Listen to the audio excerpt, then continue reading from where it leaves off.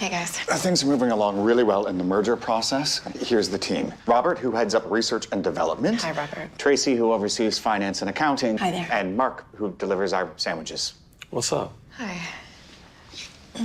Why is Mark here? You said to get this merger done, I should ask Mark. Marcum. I said ask Marcum. Told you, dude. Yo, no, I was just in a business meeting. Ever wonder where the people with all the answers get all the answers? Ask Marcum. So thanks everyone for those that have stuck around to listen to the survey. Marcum is proud to be partnered with the CBIA to take the pulse of the Connecticut's business climate. We think it's an important measure, hopefully provides a tool to the state legislatures to provide valuable input to change kind of where we're going and what we're doing. This year, we have a diverse panel here. I think as diverse as the respondents, I think was noted today, 91% of the respondents have less than 100 employees, which is, we're really focused on the small businesses. After the recent years of uncertainty, a lot has transpired, a lot of changes, some of which we'll hear from today, and what they're doing at their businesses. The one good thing is, after that, with Connecticut's kind of lead in the nation, I think we've all saw that we've kind of led the nation in kind of flattening this COVID curve. We were hopeful that the results of the survey were better than last year, because last year with COVID, they were not good. And as Chris mentioned, I think we are very optimistic. We'll report some numbers of what people thought last year and what actually happened this year was really cool. And it was really positive. And I think even more so, it's very positive towards the future. I think we've seen there's been a lot of negativity in the past with the legislature and what has transpired and what has not transpired. But there is positive movement forward in that front as well. When you see the survey, there's a long way to go in that confidence. But I will say within the last 2 to 3 years, we are absolutely moving in the right direction. So we're hopeful that that continues as well. Couple things I want to start with is from the survey. The elephant in the room is COVID, right? The second quarter of 2020 alone, the Connecticut GDP dropped 31.1%. One of the largest drops might be ever. The good news is in the second quarter and third quarter, the third quarter and fourth quarter, we increased 32.6% and 7% respectively. So most of that came back, obviously not all industries. As you heard today, and as I'm sure our panel will talk about today, retention, finding employees, jobs. COVID, 39% of our companies cut hours, had furloughs, or had layoffs during the COVID crisis. But kind of shocking from what everyone heard, there was 31% that made no changes and 12% that actually hired during the pandemic. So I thought that was really good. But at the end of the day, Connecticut, which is, and again, you'll hear from the panel, Connecticut is an anomaly, I think. We have a lot of unfilled jobs, but we have the highest unemployment rate in some of the country. So it's really interesting, and I'm sure the panel will kind of dig into that in a little bit. Another interesting fact is that 41% of the respondents said they would all have their employees back full-time by the end of 2021. And this was actually during the Delta crisis. If you're in Hartford, I'm optimistic, but what I'm seeing is I'm not sure we'll see that. I know a lot of companies have flexibility. Again, we'll hear some of the things that have changed, but I'm not sure we'll see that all of the employees. I'm hopeful we see a lot of them, but we'll see if they all come back. Again, on some good things, in the height of the pandemic, as I mentioned, last year, 47% of the people in 2020 thought they were going to have profits in 2020. Looking forward, fast forwarding to this year's survey, 64% of the respondents actually had profits. So you're talking a 20% increase of what was expected during this uncertainty to what actually happened. And again, 28% last year were forecasting lost, when only actually 21%. Still, we want to see that grow a little bit, but it's still better than what was expected. The good news going forward, 2/3 of the respondents project profitability in the coming years, while only 8% project losses. And these percentages hold true to both small businesses, as I mentioned, and mid-sized companies as well. It's very comparable. And the biggest investment, as I said, employee retention. I'm sure everyone's sitting in this room, between employee retention and finding the workforce, probably some of the biggest concerns we're having. So that's a kind of a summary of the panel, hopefully setting the stage here. I want to introduce our panel. I'm going to let them introduce themselves and their company, but Carrie Bourdon is Chief Administrator Officer at Beacon Health Options. Rohan Freeman, President and CEO of Freeman Companies, and Chris Allen is the CEO of iCleanse. So with that, I'm going to, of course, ladies first. Carrie, tell us a little bit about your company. What happened during 2020 as far as profitability, and what were the main drivers, whether you didn't see the profitability you expected or you did see the profitability or even better. Okay. Good morning. I'm Carrie Bourdon. Just as a little background, I'm a licensed clinical social worker by trade. I am the Chief Admin Officer of Beacon Health Options, which is a managed behavioral health company. In Connecticut, we serve as the administrative service organization for the state for the Behavioral Health Partnership, which is a partnership between 3 state agencies, the Department of Children and Families, the Department of Mental Health and Addiction Services, and the Department of Social Services to oversee mental health and substance use disorder services for Medicaid recipients in Connecticut. So we are charged with a variety of special population programs, data analytics, and reporting related to improving outcomes for Medicaid members. So for us, for 2020 through COVID, it obviously completely changed the way we do work, as for everyone. We did not see a significant impact in terms of our contracts. I think most people are probably aware that mental health has been significantly impacted through the pandemic for most people. Rates of depression and anxiety are up, substance use is up. So the state has really been looking at how they respond to that in terms of innovative programming, and recently there have been increased opportunities, I think, to try to solve against that and bring more supports to people in Connecticut. Thank you. Rohan? Great. Good morning, everyone. Thanks for having me. Welcome. My name is Rowan Freeman. I'm the President, CEO for Freeman Companies, located right here in Hartford. We have about 45 employees.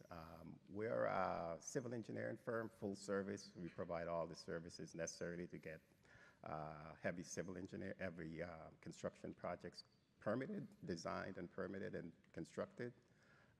So some of the projects we have worked on, Dono Stadium, where the Yard Goats play. That's one of the projects we did. We've done a lot of work at Bradley, continuing to work on projects such as Charter Oak Bridge. So we're pretty active. For 2020, we had our best year ever because, as you know, the AEC industry continued working during the pandemic. And so as a result, I'm not really sure why, but most people kind of put their emphasis on those projects, and I think it's because there was nothing else really to do. So we saw a banner year. We actually had to incentivize our employees to work extra hours to finish some of the projects we had, simply because we couldn't find the workforce to do that. And then this year, it's continuation of last year. So we're still expanding, still growing, still looking to onboard new employees, but that's a challenge because they're just not there. We're not sure where they are. And when they do come in, they're asking for a premium in salary. So we'll see where this goes.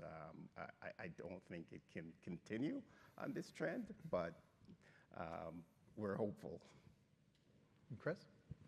Chris Allen, CEO of iCleanse. Really, I've been a Connecticut resident for the last 44 years, really all my life, and probably best known for iDevices, a company I started back in 2009 and sold in 2017 to Hubble, a publicly traded company down in Shelton.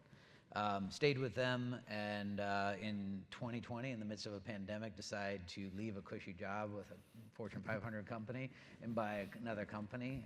So I put together a group of investors. We acquired iCleanse in July of 2020. And I brought along some of my team, and we've been transforming the company during what we think is the most transformational period for disinfection and sanitization of products ever. And iCleanse is now one of the premier disinfection systems in about 110 hospitals across the country. Our latest product that you probably saw in the lobby is we think, the game changer, the Swift UV, combining hand sanitization with phone disinfection along with advertising. And we're seeing huge traction in that. I'm proud to say that it's 100% Connecticut-based and manufactured right here in the state. Our other products are manufactured up in New Hampshire, so we're 100% made in the USA, which is something that I've been pretty adamant about. And you know, for us, 2020 was a transformational year, transformation, and really 2021's been taking off. But I have been hiring, continue to hire, and I own a number of other businesses in the state that, you know, we can talk about hiring difficulties. Yeah. And we'll get right into that right now. So I'll ask some questions, and I'll give a lead, and then everyone else can jump in as they see fit. I'll start with Carrie. According to the survey, 80% of the employers report difficulty finding and retaining. We talked about that already. 35% of business leaders say the shortage of workers is the main obstacle to growth. How has the pandemic impacted these figures for your company? Yeah, so as you mentioned before, I think as an employer, it is kind of this challenge, right, that there are all these open jobs, but not the employees to fill them, or the people working in Connecticut to fill them. So what we have seen is during the pandemic, we had no movement. We had a 0% vacancy rate for over a year, where all of our positions were filled. Usually we have about a 6% vacancy rate. So no one was leaving. I think everybody was just kind of hunkered down.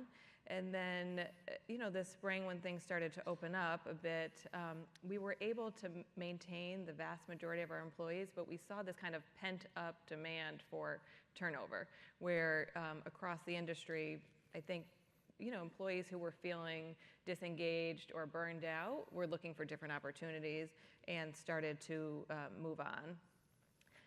I think, you know, there's a lot of debate about the unemployment benefits, but what we have seen locally, I think, is a combination of reasons of why people are moving on and why it's been harder to fill positions, including, you know, health concerns about COVID, more recently about the vaccine mandates. So that's been a challenge, I think, in filling some positions. Child care, you know, I was joking previously. I am a working mother of 2 small children, one of whom had the common cold and was out of school for 3 days because, you know, of COVID concerns. So I think it is a legitimate issue for many people in terms of returning to the office, how to make that work, and the balance between that. You know, certainly looking for higher pay, better benefits, as well as career changes. We've seen people who, particularly I think, who work through the thick of the pandemic with patients, with clients, really wondering, what is it I'm willing to sacrifice, and making career changes to completely different fields. Chris, Ron? I think I alluded to this in my introductory statement. In the AEC industry, AEC stands for Architecture, Engineering, and Construction. What we're finding is that there's a lack of talent, but this is not the talent that's staying home and collecting $600 a week. This is the talent that's making probably 6 figures and high into the 6 figures. So I don't think that this talent is impacted by the unemployment benefits, but in the Connecticut market, there's still a shortage of this labor that I can't explain in a way, because we don't know where they are, but the jobs are there, and I think that this is going to be a continued problem. If I look at the future, I think kids coming out of school will fill some of that role, but I don't think they're going to be able to fill the senior management role that's severely lacking. Chris? Yeah, I mean, so hiring is always an issue. I think one of the things that we just heard from all the mayors was the innovation that happened during a crisis, right? They streamlined things, got things done faster, quicker, better. Pray to God that continues in government, because we know that hopefully we don't regress to our old ways. For workforce and for employee satisfaction, I've tried to be a leader in that space. At my old company, we did things like, breakfast, lunch, and dinner for $3, and beer on tap, and free snacks, and free food for the employees, and massages, and nails done, and haircuts, and things like that. And I think that's one of the things that people have realized through the pandemic, is that there needs to be a better work-life balance. And if you're an old stodgy company that maybe isn't willing to accept that, or is trying to evolve to a new way of thinking, you're finding it harder to attract and retain those employees, because there are opportunities out there where smaller companies like my company or somebody else may be able to offer some of those perks and benefits and take your employee. If you're stuck in the grind of like, this is the only way it's going to be, and you're going to show up to the office and this is how it's going to be, and you're holding rigid to that. So I think you need to constantly evolve. We've evolved through the pandemic. We'll continue to evolve as we come out the other side of it. But if you want to stay and go the way of the dinosaur, continue to stay the course. And extinction is inevitable. Thanks, Chris. And Chris, by the way, I'm glad I had my thing, because beer on tap and all that other stuff. I just emailed you my resume, so just take a look at it. Sorry, Marcum. I won't need the haircut though. I won't need the Okay. haircut. I promise. I won't take advantage of that. I have a bit. So Rohan, you mentioned some of this in your introduction and kind of your follow-up, but expand a little more on how, with COVID, how'd you get through last year? From starting in March, right? Because everyone was uncertain of what the outcome was going to look like. You said you had your best year, but if you look back and say, geez, in March, this is what I was thinking. From there, and then following that, I know you said 2021 is on track to be another good year for you. What's the future of you as a company, as Freeman Companies, and the future of your industry of construction, which I know has done fairly well, at least here in Connecticut? I know some other states had some shutdowns of certain trades throughout the pandemic. But expand a little bit on that, if you can. So I know the pandemic started in the U.S. in March of last year, 2020, but it started for me in February of 2020. There's a reason for that. I travel a lot, and I traveled to our Dangravidia National Park in Norway last year to go do some kite skiing. And when I was going, things seemed a little off from all the other times I had traveled internationally, but it wasn't noticeable. And then at the end of February, I was coming back, and I'm like, this is really weird. The airports are not as packed as they usually were. A lot of people were wearing masks, even though we weren't wearing masks here. And you could tell a lot of people were so in social distancing. And so I started kind of getting this inclination that something was up, because the pandemic was still an issue, was still being talked about all over the world, was still all over the news. So when I came back, I kind of rallied my troops at the end of February, and I said, listen, I think this pandemic is real, and whether or not we want to acknowledge it, it's going to be here, and it's going to be here quicker than we know. And 2 weeks later was when we had the shutdown. So what we did was, in my career, when the government was doing shovel-ready projects, and this was some years ago, and I said to them, you know what, we got to call our clients and tell them not to close down any projects if the pandemic hits, because they might be funding to do shovel-ready projects. And so by doing that, our clients kind of trusted us, took our advice, and said, okay, we're going to keep going.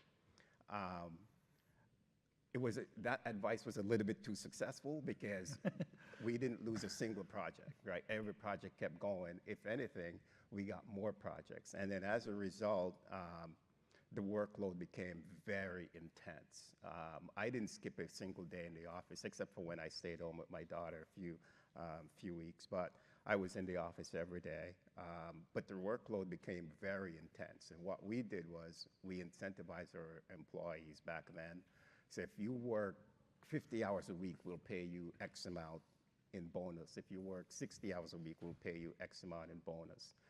All the while, we were hiring headhunters to fill position, and nothing would happen. We probably hired one person when we needed to hire 10 last year. So the way you make up for that is add hours. And our culture is, we don't want anybody working more than 40 or 42 hours a week. We want you to go home, go have fun with your family. That's just the way I want to run my company, because I started my career working 80, 90 hours a week. And when I started my company, that's what I was doing. I didn't have a life. And I don't want people to make that mistake that I have made. And so we were able to make it through the year. We actually gave our employees multiple bonuses throughout the year. So that was pretty good. And then coming into this year, we learned a lot from last year. And we said we have to be more flexible, how we treat our employees. We have to include them in all the decisions that are being made. So our success is continuing. We're still looking to hire people, more people, but it's more strategic. And earlier we started more of strategic planning, where we're kind of look at top down. Let's not just hire people because we have projects. Let's make sure we're doing the right thing and we could handle this kind of growth. So the future looks pretty good. I think we'll have a great year again. Excellent. Carrie? Sure. So at the onset of the pandemic in March, we were in the process of onboarding. We had grown our business in Connecticut by double, and we're in the middle of onboarding. We had about 150 employees. We're onboarding 100 when we shifted to remote. So we had to make this really rapid switch that everyone did to remote, but also figure out how do we bring in this whole entire division who have never met each other and are supposed to be doing in-person work with clients. And so we had to just really work very closely together, ensure, like you said, that there was very strong communication, not just top down on organizational changes, but really listening to our staff in terms of what they need, our clients, and the members that we serve.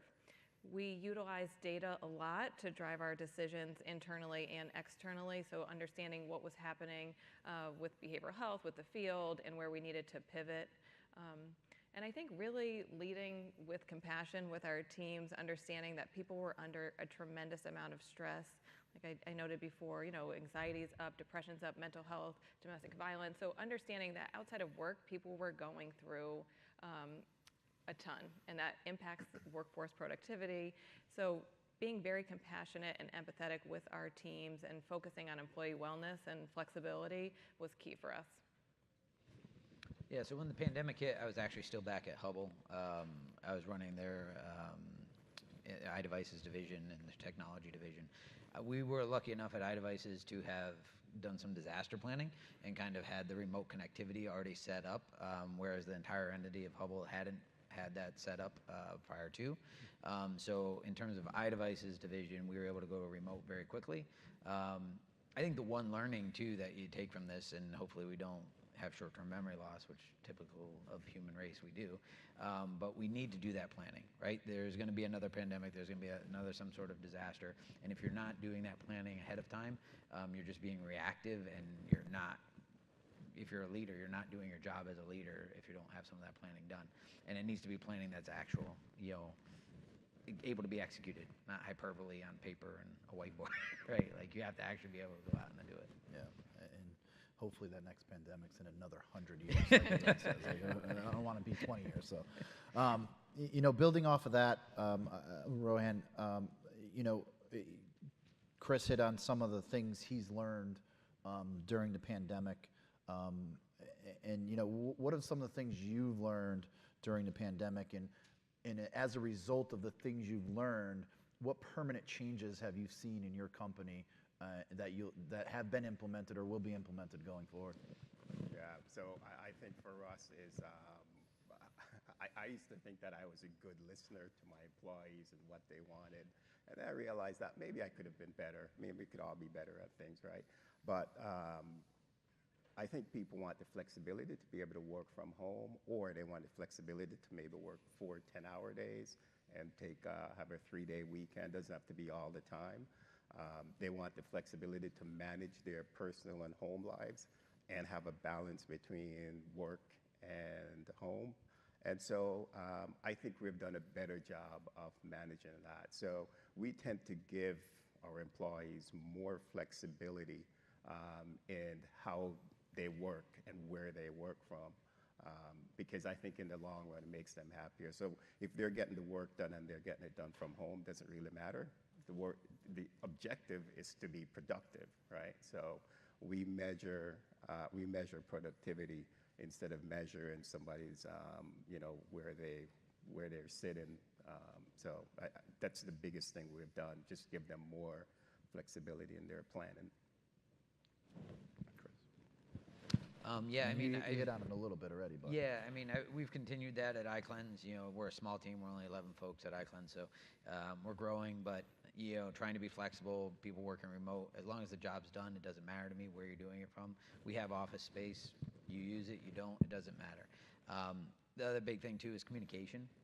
I think you heard it even from the mayors before. Communication is key. Inherently, some people are just really bad at it.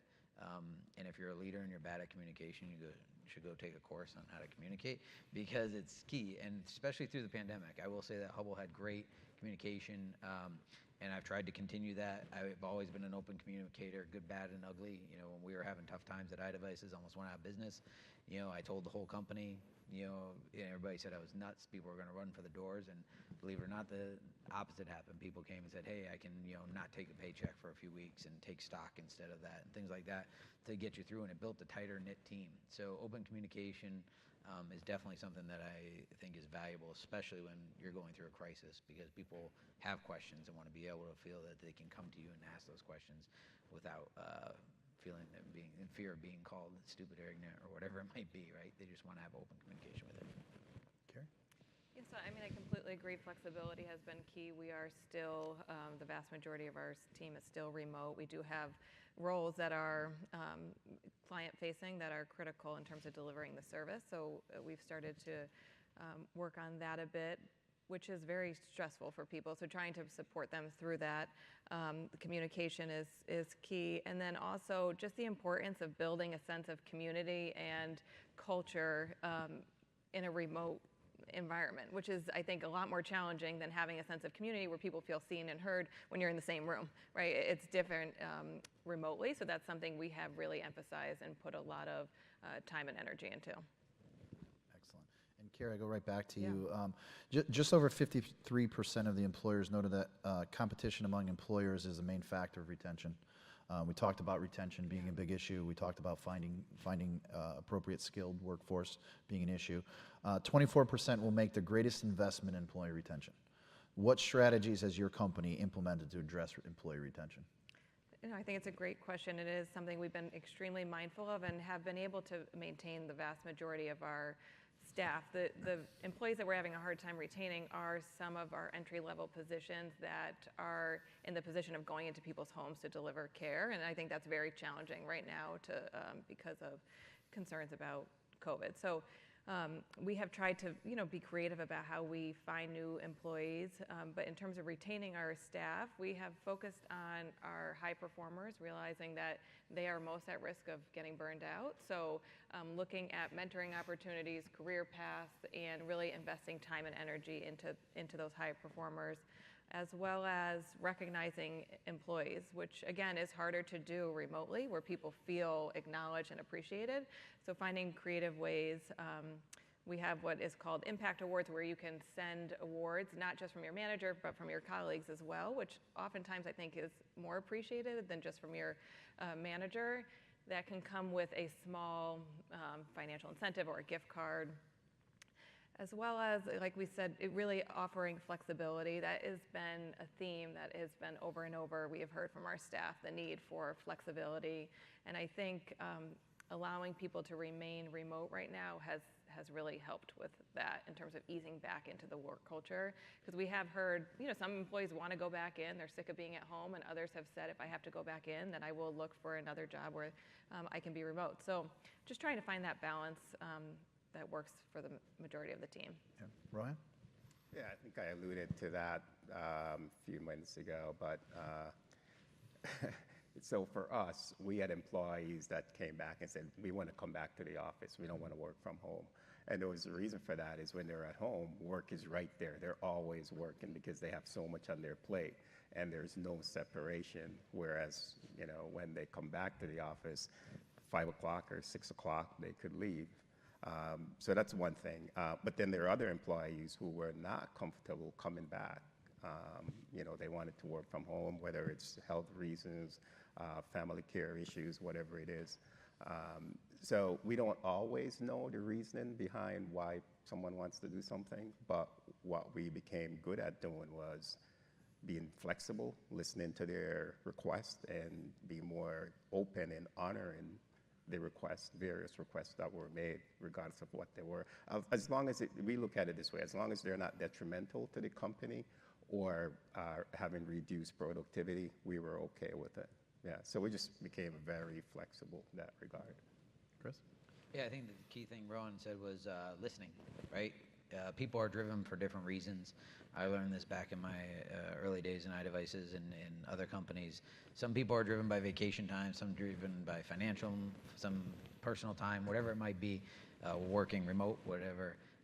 Just listening and being flexible, like Rowan said, with their requests is key. And, you know, that goes from, you know, I have a logistics business where we employ, you know, $18 an hour folks for driving trucks, you know, to the folks at iCleanse and previously at iDevices. So different people have different wants and desires, and just being open and flexible to those is, I think, key to retaining them. And if you didn't know, Chris was our entrepreneur/startup expert here, so if you didn't pick that up yet.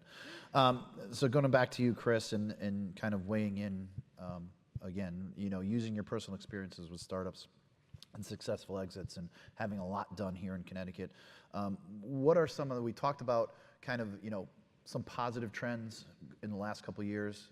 It's kind of difficult to go down from last year, but there is positive trends even looking back to 19, which is great.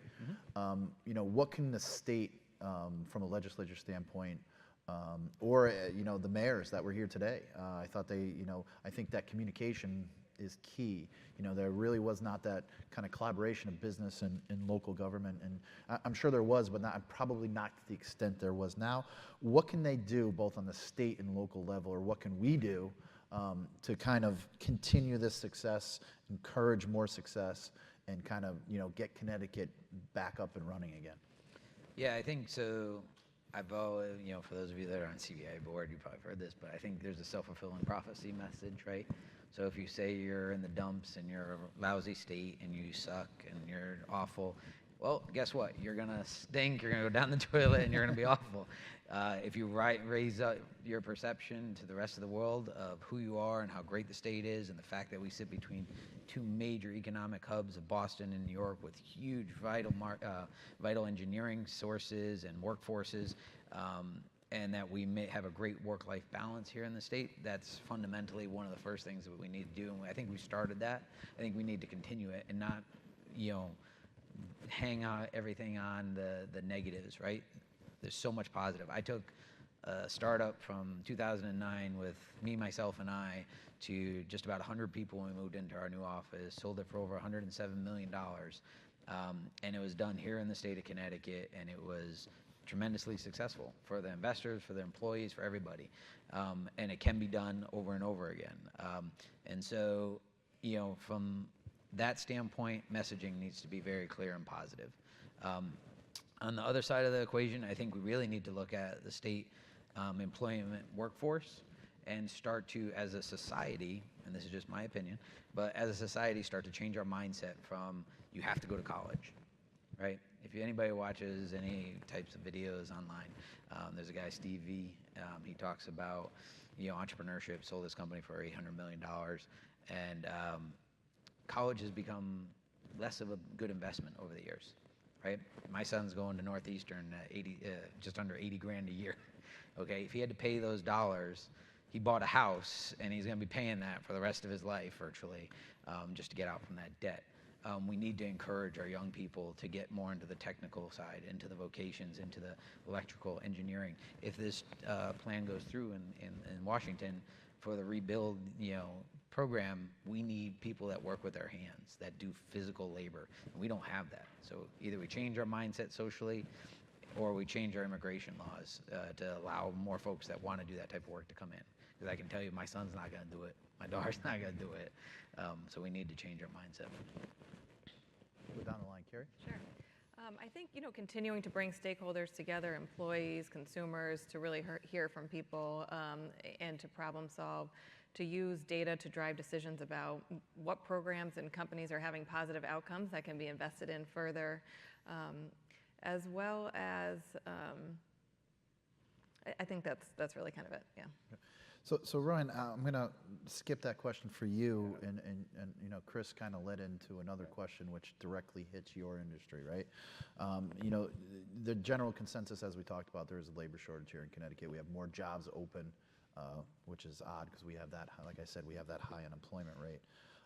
You know, Chris mentioned the infrastructure bill, right? And we're going to need those people to work. You know, what impact in the architecture, engineer, construction industry is that bill going to have, and is that bill going to have with the consideration of a potential labor shortage? Yeah. So first and foremost, I think it's going to have a really positive impact on our state and our economy. Also going to have a positive impact on the companies that do work here in that space.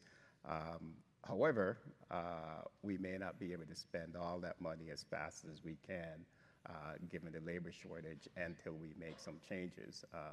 You know, the previous question was, what do we think the state should do? Well, I think the state should do a better job of fostering an environment to keep our young folks here from leaving, because they're leaving at record numbers to go to bigger cities to find a better quality or different quality of life. And if any of you have teenagers or kids who are early 20s, you know they don't want to stay here. They're leaving. So I think to help that, we can't say, well, we just have to deal with it. We have to start somewhere. And so we have to create that labor force. And I think it starts with finding ways to keep those young professionals in the state instead of having them migrate somewhere else. Yeah. Okay, excellent. So we have 3 minutes and 45 seconds left based on the clock here. And there's one question that I don't know if anyone else in the room, but I got to ask the question. It's for one person. Yeah, it's coming to you, Chris. So, Is it you know, about we're the massages? it's not about the massage. No. That was part of my resume. That's in my resume. I don't get. Yeah, that's fine. So, you know, we had a pandemic. You had a great job. You went overboard. You bought a company in the middle of a pandemic here in Connecticut, which everyone says not a good idea. Why? Yeah, I believe in this state. I mean, I'm biased. I was born and raised here, but I've done it here, and I know that I can do it again. And I'll tell you, no holds barred, you know, Apple offered me $33 million for 8 people within my old organization of iDevices. It would have gutted a whole division, but for 8 people, it was because I had some of the best engineers in the world, according to Apple. And that was done here in Connecticut. It wasn't done in Silicon Valley. It wasn't done in Chicago. It wasn't done in Texas. It was done right here in Connecticut. And it fell on deaf ears in a lot of cases, because this was through the 2010, 11, 12, 13, when everybody thought Connecticut was in the crapper and we're going to hell in a handbasket. And you can do it here. So I said, why not do it again? I saw an opportunity with a company that iCleanse was formerly a company called ReadyDoc. I had invested in that company as a venture capitalist, and decided that, you know, to execute, I wanted to take it over. And so I'm hoping to do it again and grow it and grow jobs and create industry, and, you know, teaming up with manufacturers here makes me feel good. I believe that we can be a tremendous state, and I only see us going up from here. So. Yeah, thank you. And that's great. And you know, I'll kind of wrap up with that kind of same mantra. I'll ask Kerry the question. You know, personally and professionally, why Connecticut? Why are you hear about people leaving? Rohan said it. We're seeing people leaving, labor shortages. Why Connecticut? I think personally, you know, I was born and raised in Connecticut. I also, you know, believe in Connecticut. It is situated between Boston and New York. It's very convenient. The school systems are excellent. So in terms of raising a family, it's a great environment. I think it's a small enough state that there's, you know, the ability in the work we're doing to make a broad impact across the members that we're serving. So overall, I have a very optimistic outlook on Connecticut, and I'm appreciative of the opportunities here. And Rohan, you want to finish it up? Why Connecticut? Yeah, so I'll give you a different perspective. I mean, I'm an immigrant, so I know what life is like somewhere else. The other thing is I travel a lot all over the world. And I know I have a taste of what life is like in other places in the world. And I also travel a lot nationally, so I kind of get a sense of what it's like. Although you're not living someplace, so you don't know the day-to-day grind. But I could tell you that from my experience as an immigrant and my travels, we live in a great state. We live in probably one of the best states anywhere in the world in terms of quality of life, in terms of service, in terms of access to schools, education, entertainment, everything. There was a point in time when I wanted to move to Colorado so I could enjoy the great outdoors more. And one of the reasons that stopped me from moving either to New Hampshire or to Colorado was I'm like, I'm in the best place. I mean, I could get on a plane and get anywhere in the world right away. I don't have, I mean, and to me, I'm like, so I started doing all this, evaluation. As an engineer, I have to evaluate everything ad nauseum. And I started doing all this evaluation, and I'm like, I live in the best place anywhere. I mean, I don't want to go anywhere. And I've never had problems getting a job here. If you're living in Connecticut, you want a job, you can get a job. And you're going to get good pay, you're going to have a good quality of life, you're going to have, I mean, so it goes on and on and on. Infrastructure, comparable to anywhere in the world. I love Connecticut. So. Well, thank you very much, all of you, for participating. Thank you, CBIA, for continuing to put on the great survey and this conference. So thanks, Chris, and your team. So Thank you.